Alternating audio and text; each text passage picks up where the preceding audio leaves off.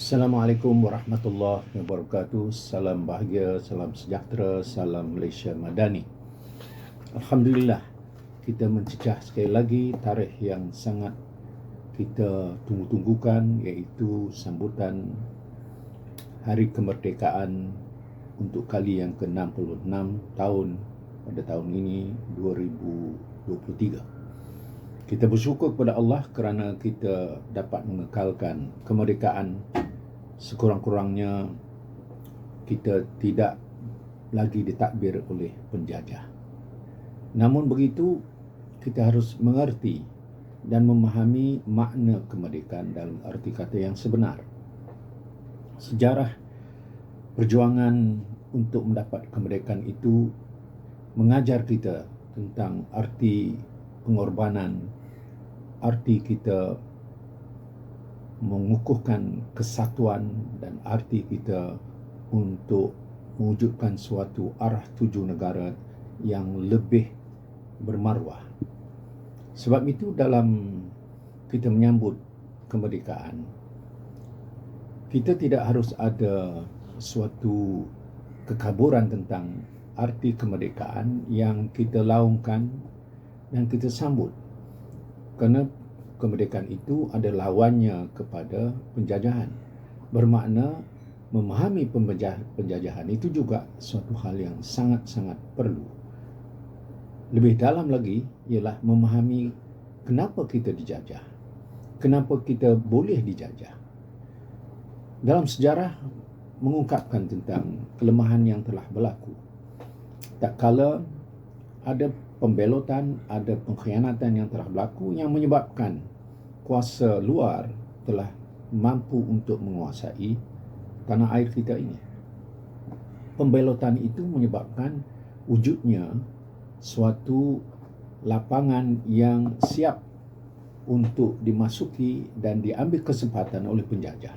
Inilah yang kita belajar daripada penjajahan Portugal ke atas bumi kita ini. Apabila ada pembelutan dari dalam yang menyebabkan bermula daripada Portugal, kemudian didatangi oleh Belanda, kemudian didatangi oleh Inggris, kemudian disambung oleh Jepun, sebentar kita telah juga dikuasai oleh Bintang 3, kemudian didatangi sekali lagi oleh Inggris. Pokoknya kita telah berada dalam penjajahan selama lebih daripada 440 tahun atau tepatnya 446 tahun.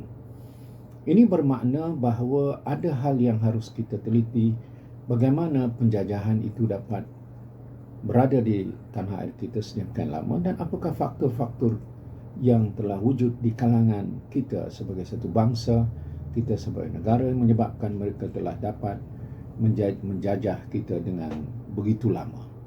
Artinya ada sifat-sifat kebolehjajahan ataupun yang disebut coloniality.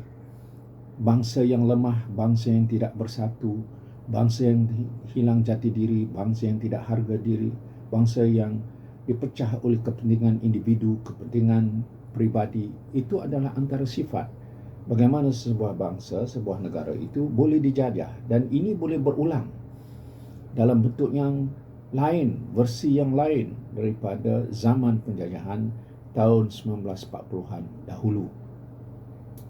Kita dapati bahawa antara kualiti sesebuah negara atau sebuah bangsa yang boleh benar-benar mencapai kemerdekaan ialah apabila dapat memupuk suatu sifat yang berada pada pemimpin dan rakyat. Sifat iaitu sifat kepimpinan yang telus dan tulus, sifat kepimpinan yang memegang amanah, sifat kepimpinan yang mahu menjaga maruah dan kepentingan negara. Manakala rakyat juga mempunyai sifat celik akan hak mereka, celik akan makna hidup berdikari, celik akan rasa bertanggungjawab untuk menjaga nama baik negara, nama baik watan. Gabungan antara ciri-ciri rakyat yang berkualiti, yang berfikiran kritikal, yang menunjukkan bahawa antara nilai-nilai prinsip keadilan, kebenaran, dan juga rasa bermaruah itu harus diperkukuhkan.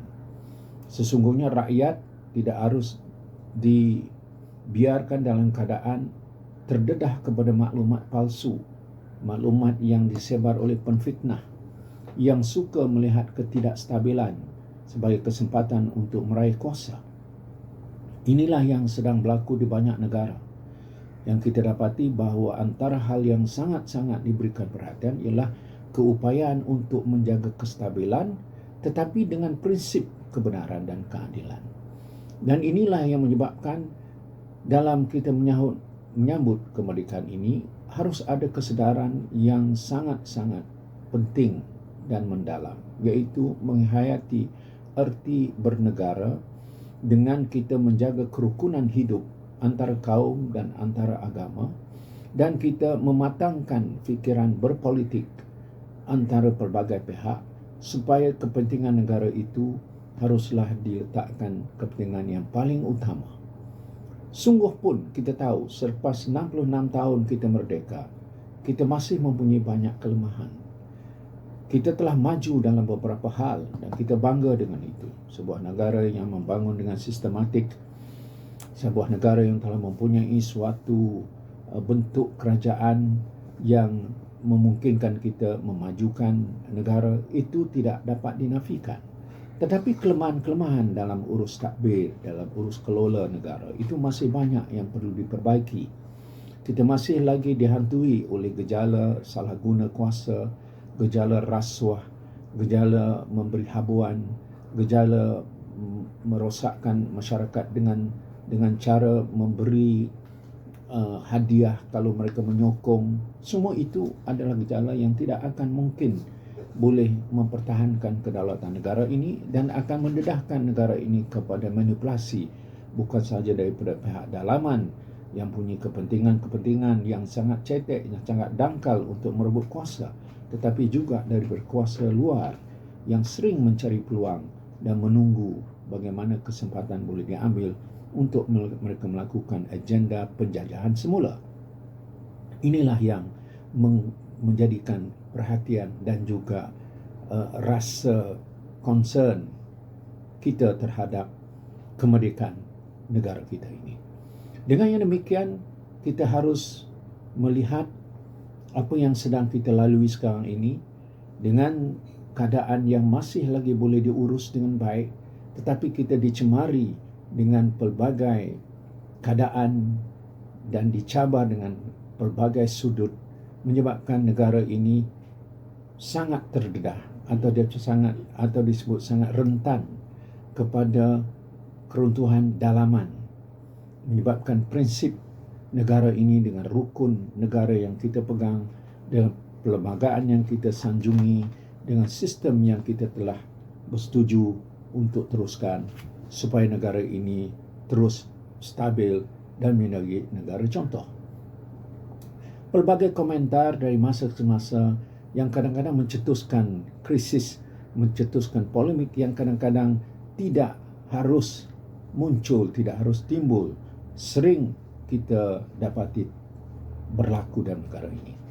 Jadi pesan saya, supaya pertama harus ada suatu tekad yang sangat mendalam supaya negara ini bergerak maju ke depan dengan rakyat yang sangat padu, yang sangat memberikan perhatian kepada keharmonian dan kesatuan antara kaum, sesama kaum, itu harus kuat. Dan dengan yang demikian, kita memajukan negara ini dengan meletakkan harapan bahawa satu kerangka yang telah diungkapkan oleh Perdana Menteri, satu agenda nasional yang namanya Malaysia Madani, itu harus disambut dengan positif. Tidak harus ada sikap memomok-momokkan ataupun kita memberikan gambaran yang tidak baik, memberikan komen-komen yang tidak membina. Itu tidak akan menguntungkan sesiapa. Ayo sama-sama sebagai negara yang merdeka 66 tahun itu harus cukup mematangkan.